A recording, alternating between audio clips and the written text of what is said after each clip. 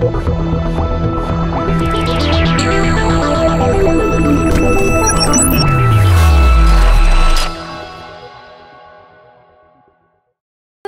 to Gamescom After Dark. I'm here with Yasuhiro Katao and Robert Konki, who's going to talk to us about Sekiro Shadows Die Twice. Could you just talk us through what's going on here? Like, obviously she's starting, waiting to get kicked off. What kind of things can players expect to see in the first couple of moments of the demo? Yeah, so the very first thing you're going to notice is that you can't get off this tree branch without using one of our key features, which is the grappling hook. It's kind of a new way to explore the world. You know, From's always been about designing worlds with verticality in them. Normally, though, you'd have to use ladders or you'd have to use all these different things in order to get around it. Now you can just directly traverse in this vertical world, which is a big difference from a game design perspective. Yeah. And there are obviously two different types of takedown. You can do a takedown from just ground level or above, just like there. Tell me a bit more about that. Yeah, actually, there's more than that, too.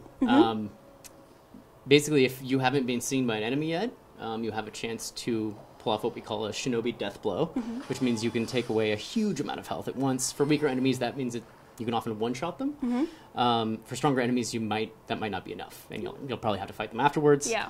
But if they don't see you for at least the first enemy you fight, you're going to be able to pull that off, and then if you're smart about it, you might be able to get more.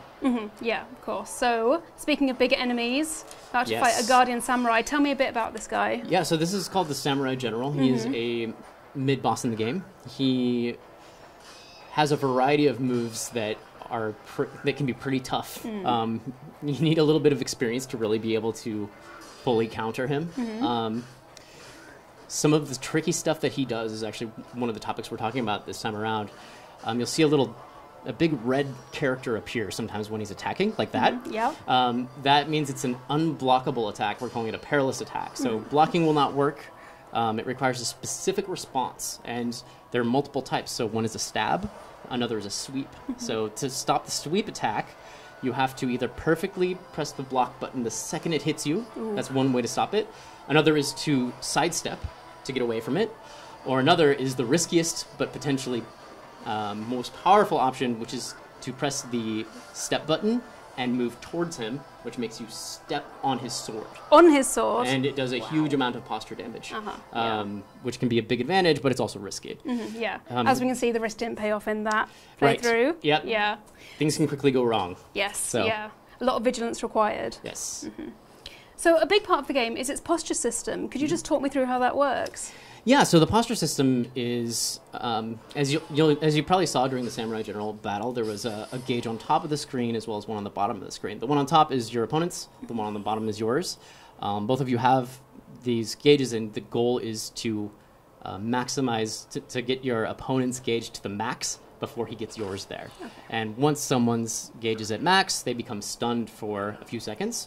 And if you do that to your enemy, you can land a death blow, which does a ton of damage. So that's kind of your goal. But likewise, if yours is maxed first, you become stunned and are very vulnerable. So it's kind of this battle of postures and trying to get the other guy maxed first. So is it one death blow that will take out your enemy entirely, or do you have to kind of whittle him down with them? It depends on the strength of the enemy. So, for example, Samurai General, you'll see a little pip over his health bar. So there are two of them there. So that's signifying, at least with the current UI, which isn't final, that's signifying that it's going to take two in order to defeat him. So he just did a stealth move, so that probably will take... Oh, sorry, wrong guy. So once he gets him down once, one of those will go away. Ah, okay. Yep. And that's kind of how it works. Cool. So it's like ticking them off, almost. Yes, exactly. Cool. So why include a posture system? Why not use a health bar? Well, there is actually also a health bar in the top left. They're just two systems that kind of work together. So, for example, so basically the idea is, how do I explain it? When you hit enemies, you will take away their health, but if you run them out of posture, they'll become vulnerable and you'll be able to do a death blow. But posture, if enemies have full posture, you're not going to be able to hurt them very much. They'll be blocking you left and right. They're going to have lots of energy and be able to basically stop you from doing what you want to do. But when you run them out, then you can start hurting their health big time. So that's kind of how it works. It's not a shield by any means, but it might help to think of it, the lower the posture they are, the more vulnerable they are. Yeah, yeah. So just then we saw an epic like flame swing coming from our samurai. Can you tell me a bit about that? Yes. So you have a variety of arm tools. The one that he has equipped right now is called the flame vent, and so it shoots out fire. If you use that correctly, you can actually set your enemies on fire. Amazing. And it feels pretty good. And you can actually, if they're on fire, they can't recover posture, is the way it works right now. Yeah. So, even more useful. Yes. There's even more fire happening. Oh, and you can see his sword is on fire. That's actually a combo move. So we have sword combos with each prosthetic tool. The one for the flame vent is that you actually set your sword on fire, and all of your attacks will inflict the burn status to enemies. Yeah. So what other kind of combos can we expect to see in it then? Well, in this demo, there are 3 different prosthetic tools. Another one is the shuriken, which you can throw it, it hits the enemy, and if you press the attack button right after, you do this dash forward and close the gap very quickly, which is really helpful particularly against enemies with ranged attacks, like flintlock snipers or guys with bows and arrows. You can close the gap and take away their advantage. And then there's also one called the loaded axe that you can use if you use the combo. It's this really slow, powerful hit, and the combo will give you an extra powerful hit to follow it up. Amazing. Yeah. Awesome. So now we have some bits from later on in the game, which I am now just going to bring up. Wow. Here we go. That's him dying all over again. So here's an archer. Can you talk me a bit about what's happening now? So this is further on. This is just after that. So that's the loaded axe that I was just talking about. In addition to being slow and very powerful, the loaded axe can actually break enemy shields. So certain enemies might have weaknesses to certain arm tools, and it's up to the player to kind of discover and figure out the best way to take on these crazy opponents that are thrown at them. So that's kind of one example of that. Yeah. And these guys look very different from the ones that you've seen before. Yeah, that big guy, we were calling him the Red Ogre. Oh. He is somewhat terrifying name. Pretty formidable. Yeah. He has a special type of attack. So we were talking about those perilous, unblockable attacks. He has a grab one, which can't be blocked. I don't like the sound of that. Yeah, instantly. Don't want to be grabbed by that guy. Yeah, it hurts pretty badly if he grabs you. But it can't be blocked and it can't be sidestepped. It needs to be, you just have to get out of the way. Yeah. But oh, is that the grab? It is indeed. Ouch. So how do you recommend players tackle bigger bosses like that? You really need to get a feel for their patterns and kind of understand when you're safe to try to do damage, what the timing windows are. You also need to manage space very well. And if you don't, you're going to pay for it. Yeah. So you learn that lesson very quickly. Yeah. So what's this? This is a stunning little location here. Yeah, so this is oh, it's not stunning anymore. A boss fight with the corrupted monk. Is the name of the boss. Oh. It didn't last very long. Yeah, we didn't get to see the whole fight. God damn. Can you tease us a little bit of content about the monk? You know what? I'll let Kitao-san do that. じゃあ破壊層の戦闘はどんな感じなのか。どんな感じなのか。フロムソフトウェアのこれまでのゲームみたいにまずは手強い相手ですね。So he'll just start off by saying, similar to what you might expect from their previous games bosses, he's pretty hard. No, really? Wow. 敵に関してはまずもう3メーターぐらいある非常に大きい敵なんですけども、さらにでかいなぎなたを持っていて、それでいて戦うスペース自体は結構狭い橋ですよね。なので相手との距離の取り方が難しかったりとか、あと非常にユニークな攻撃をしてくるので、相手の攻撃パターンを見たりとか、すごい考えながら戦う必要がある敵です。So the corrupted monk is about 9 feet tall and wields a naginata, which is actually larger than that. And you have to fight her in a small space. And so managing space is extremely difficult. It's very challenging for players, and you really have to think on your feet.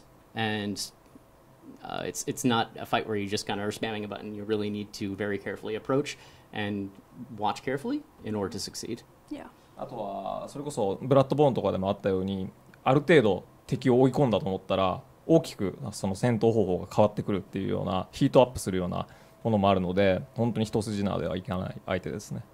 So additionally, as you may have seen in games such as Bloodborne, when you think you're about to win, when you like, for example, pull off a death blow, all of a sudden the corrupted monk's moves change dramatically, and it becomes a whole different story, and you've got to adjust all over again. So she'll definitely keep you on your toes. Yeah, so it's all about making sure that players never get quite settled enough to know exactly what's coming next. Right. Yeah, nice. Exactly. Earlier we saw that, unfortunately, Sekiro died, very sad, but he got the chance to revive himself. So why do you include that mechanic in the game? じゃあ改正の話なんですけど、じゃあなぜ改正をゲームに含めたのでしょうか。そうですね、まずは死んでもそこからチャンスになるっていうのが一つ面白いよねってところがあって、敵に死んだと思わせといて、騙して後ろから殺すっていうような、死んでもまだチャンスがあるっていうところに面白さを見出しました。So one reason they thought it would be interesting if you could turn death into an opportunity of sorts, where maybe you die and then they all think that you're dead, they start walking away, and then you can come back and restart the encounter with the element of surprise. So they thought that was pretty cool, and so they decided that was one of the reasons, the fact that you could kind of use it in a new way, that they were interested in doing it. あとはでももちろんじゃあそれを毎回繰り返していればいいっていうわけではなくて、その改正にはコストが必要で、コストを貯めるためには、敵を倒していかないといけないっていうのがあって、なので逃げてばっかりではやっぱり進めないっていう、そのよりアクティブになる必要があるっていうところも面白いポイントだと思います。So that said, there's a cost associated with it. It's not something that you can just do willy-nilly. The way that it works is if you use it, you need to, in order to get the abilities to do it again, you need to be aggressive, you need to do damage, or defeat an enemy.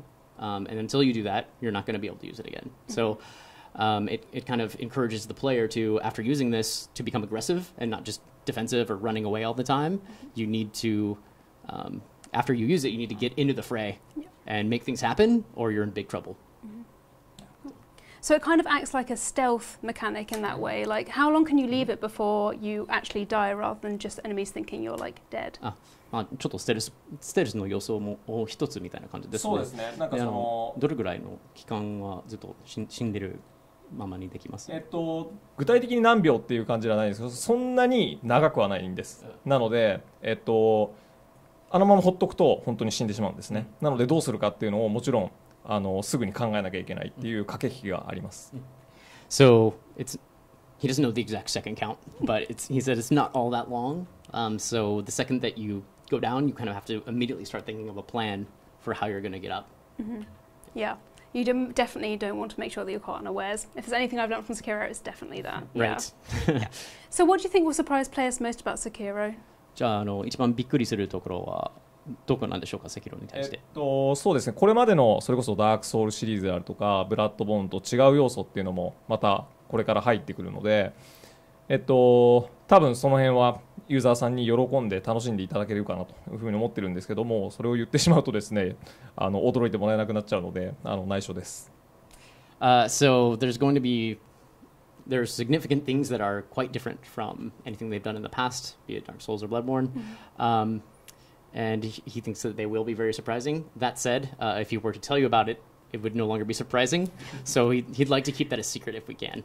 He can't wait for people to enjoy it. Yeah, neither can I, trust me. I'm going to get very familiar with the concept of death, I think, but that's completely fine, all part of the game. Thanks so much for coming to talk to me about Sekiro. Thank you so much.